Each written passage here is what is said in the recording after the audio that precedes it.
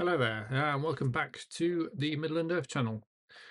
As some of you are probably aware, towards the end of this year, 2026, Marvel are going to be releasing their next Avengers movie, Avengers Doomsday, starring Robert Downey Jr. among many others. So, what we thought we would do uh, is that this would give us the opportunity to do a Marvel Cinematic Universe rewatch, and then we'd be able to give our thoughts and ranking on the entries to see which one of them comes out on top. On that note, then, we'll make a start with the first film in the Marvel Cinematic Universe, Iron Man. Overall plot of the film: it's an origin story for Tony Stark slash Iron Man. The film itself, I feel it does quite well introducing Tony Stark, who is a billionaire playboy philanthropist. And they do quite well showing that off, certainly at the beginning of the film. He's fast cars, big house, does a bit of gambling, rock star lifestyle, bit of womanizing, to show that he is very much what people would expect for sort of that superstar rock star lifestyle. Then, as the film progresses, following on from his sort of attempted assassination and kidnapping at the hand of the Ten Rings, which is plotted by his partner at Stark Industries, Obadiah Stane. Uh, Stark then goes on to create a miniature arc reactor and his Mark One Iron Man suit to escape his captors, and that thus then changes his outlook on life and what his actual legacy is going to be. From that point on, the film progresses, and we see Stark sort of develop from being a weapons manufacturer, sort of wanting to go on into peace and things like that. So he starts to develop the upgrades on his Mark One suit. So you see the Mark Two and the Mark Three suits before the end of the film. And as he progresses on developing these suits and testing them in varying stages, including going back and taking sort of his revenge on the Ten Rings and the people that kidnapped him, he then finds out that Obadiah is the one that actually betrayed him to the terrorist group, getting him kidnapped, trying to get him killed, so that he can then obviously take over Stark Industries. And then that obviously leads him to finding out that Obadiah has made his own version of the Iron Man suit, which is obviously the Ironmonger suit. And then as you get towards the end of the film, there is a showdown between Stark and Obadiah in both of their respective suits above the Stark Industries facility. Obviously, as it goes, it's a superhero film, so Tony does defeat Obadiah, killing him at the end of the film. So one of several villains that you will see throughout sort of the MCU that don't get a reappearance. Obadiah is a one-hit wonder, so to speak, in terms of the villain. And then the film ends with Tony doing a press conference. He's been given sort of a briefing out to say that it wasn't him, but obviously then at the very end, the sort of the last lines of the film is that Tony, being as he is, doing things his own way, turns around to the press and states that I am Iron Man, and takes on that mantle of being a superhero. I am Iron Man. Overall, it's not too bad of a plot. It's quite good for a sort of an introduction to a superhero that at the time, back when it came out back in 2008, probably only the sort of the die-hard comic book fans would have known sort of Iron Man, Tony Stark. Mainstream wise, Iron Man wasn't really out there. You Spider-Man and X-Men and Blade were really the only sort of big superheroes that had made it to film at that point. So Iron Man was a little bit more of an obscure superhero at the time. So in terms of an origin story, I think it did quite well in introducing mainstream audiences to the character. So for the plotline itself, I'd give that a 3 out of 5.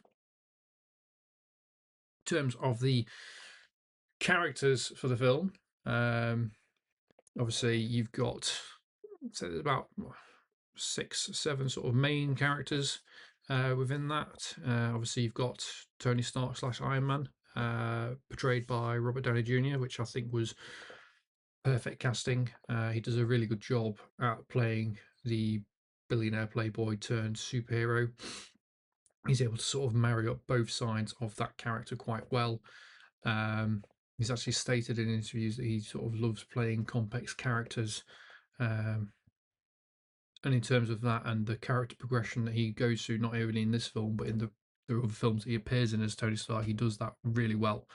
In sort of merging together the billionaire playboy and the super intelligent superhero. It's a strong starting point for a character, which obviously then, as I've said, gets loads of develop as the film series progresses. Alongside Tony Stark, you've got Pepper Potts, played by Gwyneth Paltrow. And she does a really good job of obviously playing the loyal Pepper Potts to Tony Stark. And obviously, the way that they progress it is that she becomes his love interest. Doesn't have the biggest of roles in this particular film, but she sort of again slowly starts to get a bit more character development as the series progresses, starts to pick up some more important points as the stories progress. But again, certainly for this film, she's there as being the love interest to Tony Stark. There are some quite nice scenes between Pepper and Tony that obviously looks to develop that relationship. There's obviously a scene where Tony turns up to a party, dances with Pepper, sort of makes her feel a bit uncomfortable, goes off, gets some drinks.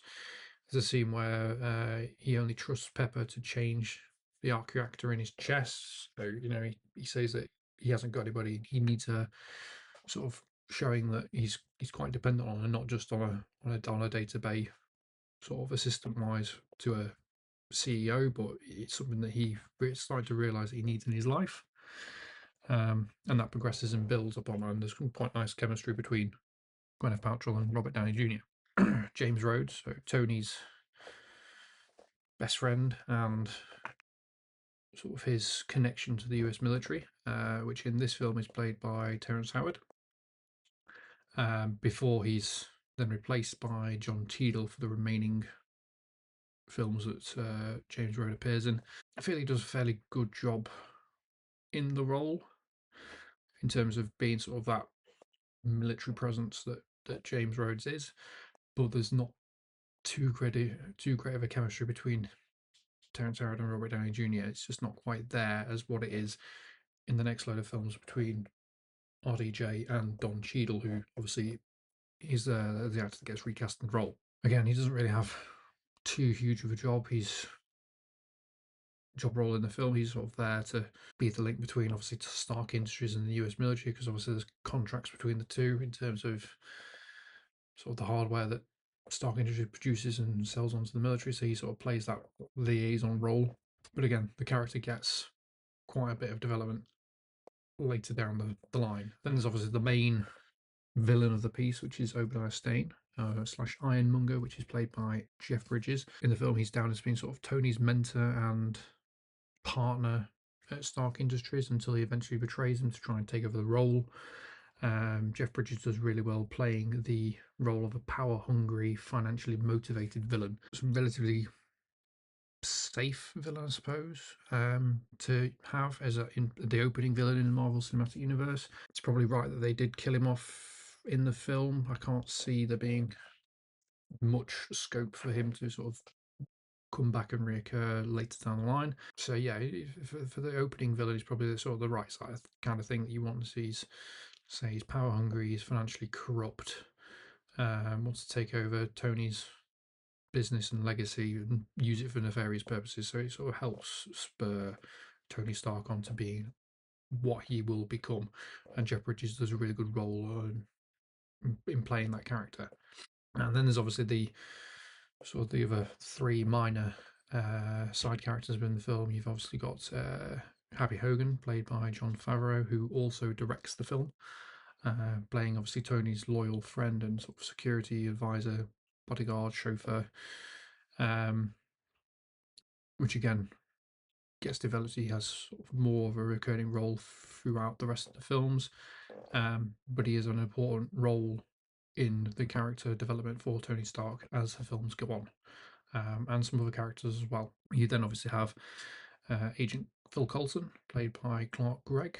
It's a very small role in the first Iron Man film, just sort of appears for 2 or 3 scenes at most, dropping in the hints of the of Shield, who he works for. Obviously, they don't refer to it as Shield; they give it its long-winded name. I'm Agent Phil Coulson with the Strategic Homeland Intervention Enforcement and Logistics Division. That's quite a mouthful. I know. We're working on it. But it's dropping in sort of that hints already within that first film that something bigger is going to be happening within the background. And then finally, you've got Tony's AI interface Jarvis, which is voiced by Paul Bettany. And it is just a voice role in the film. It's very nicely done.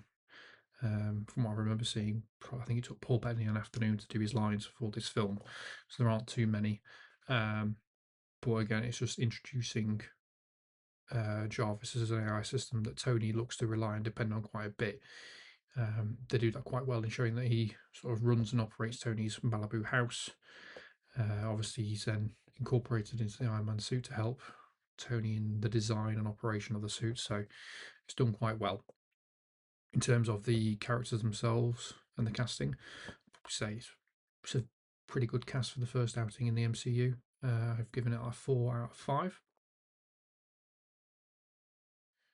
When we move on to the musical score, I think it does quite well actually. It's a nice mix of your typical musical score that action films, superhero films tend to get, but it has also a nice mix of pin drops in there. AC/DC, which is one of my favorite bands, gets used quite a bit in terms of some of their tracks. It becomes sort of a staple for Tony Stark. But the score is fairly decent, done by Ramin Djawadi. You get sort of a hint of an Iron Man theme in there that doesn't fully get reused. Obviously, as we go through some of the other Marvel films, so superheroes and whatnot, they will get a specific theme, whereas Iron Man doesn't necessarily have one. You get hints of one, but it doesn't get necessarily reused in his other films or in the Avengers films. So he's probably one that's missing out on sort of an identifiable theme. But overall, the score is quite good.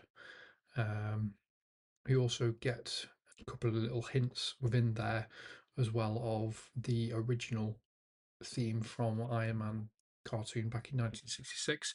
They use that as incorporated into the sort of the music background during the opening shots where Tony's in the casino, and it's also used for Rhodey's ringtone as well. So they have tried to include that as a little Easter egg as well in terms of the musical score.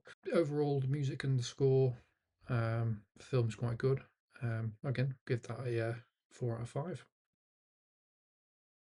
And as we move on to the effects for Iron Man, I think there's a nice use of both practical and CGI effects, especially with the Iron Man suit. I know I've seen sort of behind the scenes for all that, and they try and make as much of the suit sort of practical as possible during the first film.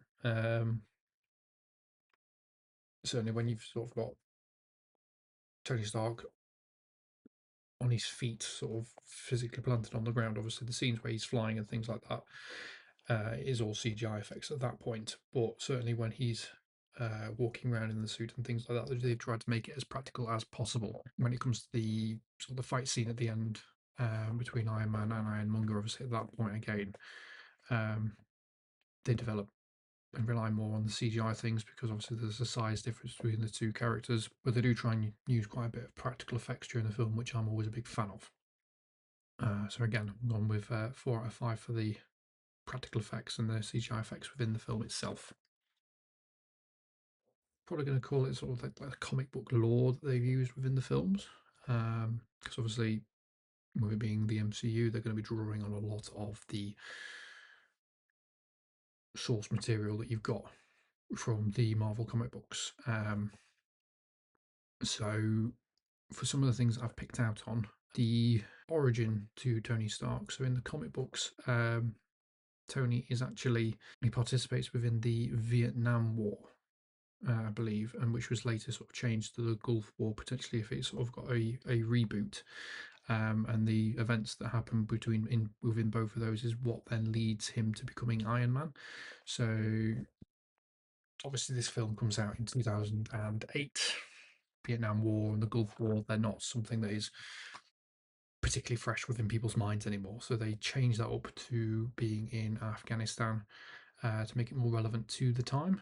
So there's a slight change sort of there in terms of the location for Tony's origin. But they try and keep it as close to the source material, I suppose, as possible. Then when you look at some of the characters that are in this film, they do differ quite a bit as well to some of the original source material. So Obadiah Stane in the comics, he's actually the owner of a rival company to Stark Industries. So his role's been changed from being a rival business owner to a character that worked previously with Tony's dad, and then obviously after he passed, he sort of stepped in and took over the company and looked after it until Tony Stark becomes of age, and then he sort of acts as a mentor to him. So it's quite a bit of a difference in the character. But for the story that they were trying to tell, I can understand why they looked to make that change, because it makes a bit more sense that Obadiah in the film, the way that they've done it, is that he's a mentor to Tony who then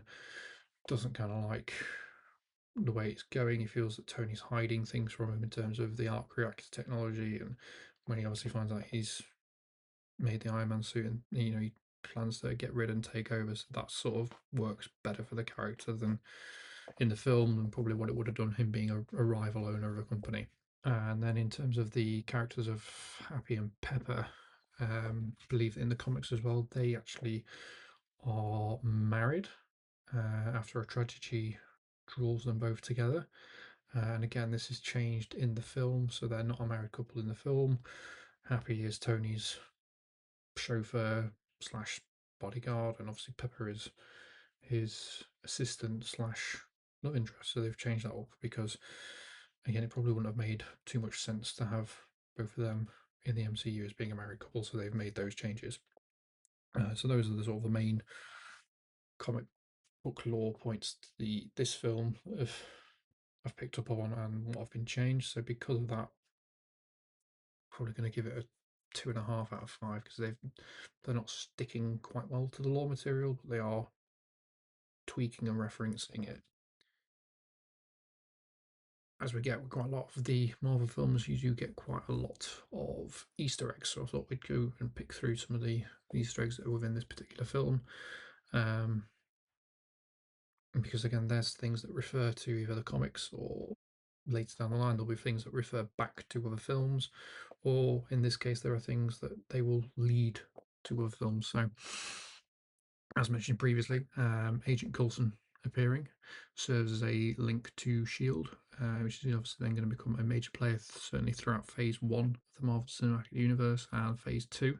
This is a nice little Easter egg that they've got him in pretty early in there, because he is going to play a larger role moving forward. Tony's first mini arc reactor, I should say, that he builds and also has in his chest, when it gets time to replace it, he asks Pepper to throw it away. She then gives that back to him after he's told her to throw it out.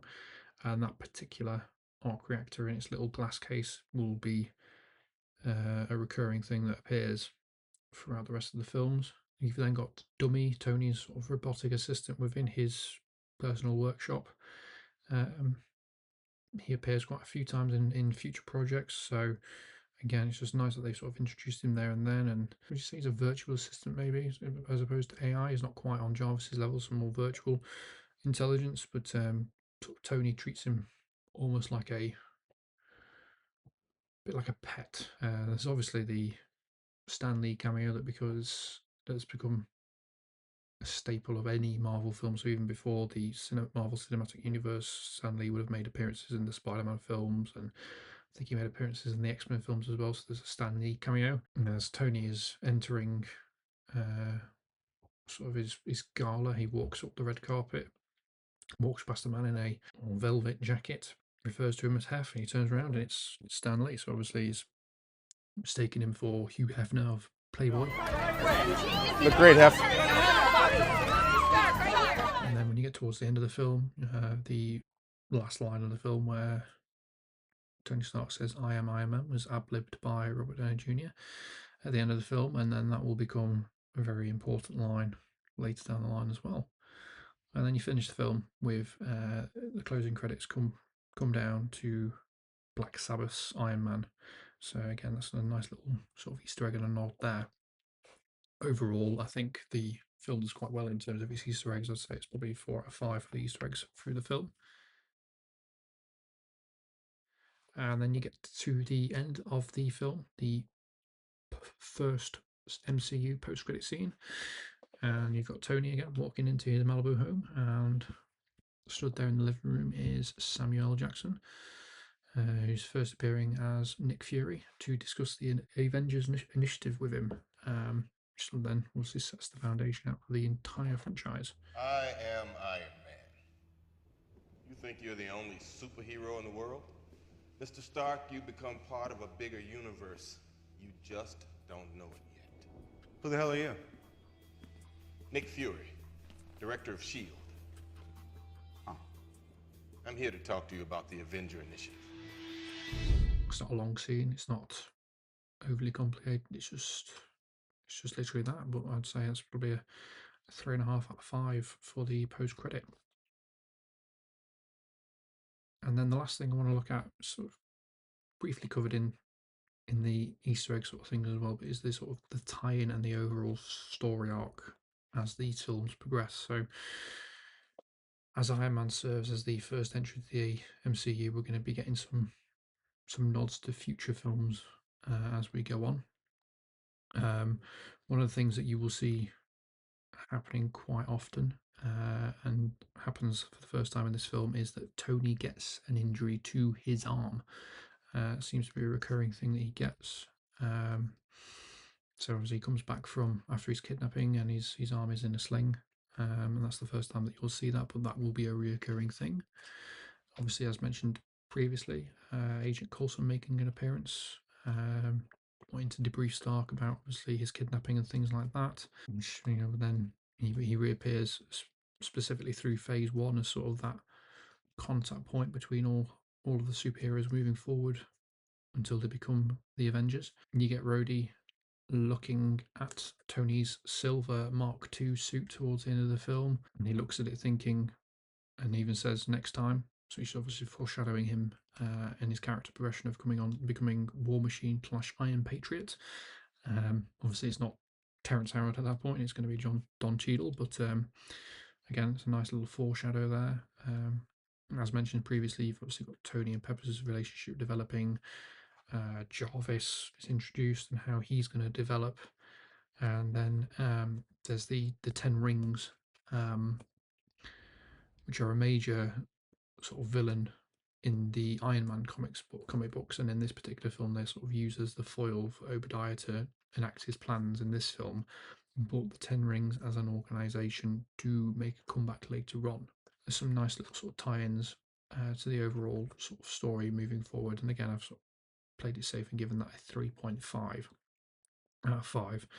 So overall mark for Iron Man, the first film in the Marvel Cinematic Universe. When you tally all those together and do the calculations, it comes out at 3.625 out of 5, which I think is a steady start for my MCU rankings. Up next, we're going to have the Incredible Hulk.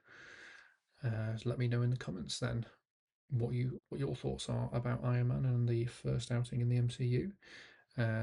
Where does it rank in your rankings? Are there anything that you would look to change to the film? Let us know in the comments, and don't forget to like, share and subscribe for more here on Middle and Earth. Thank you very much for watching. See you again.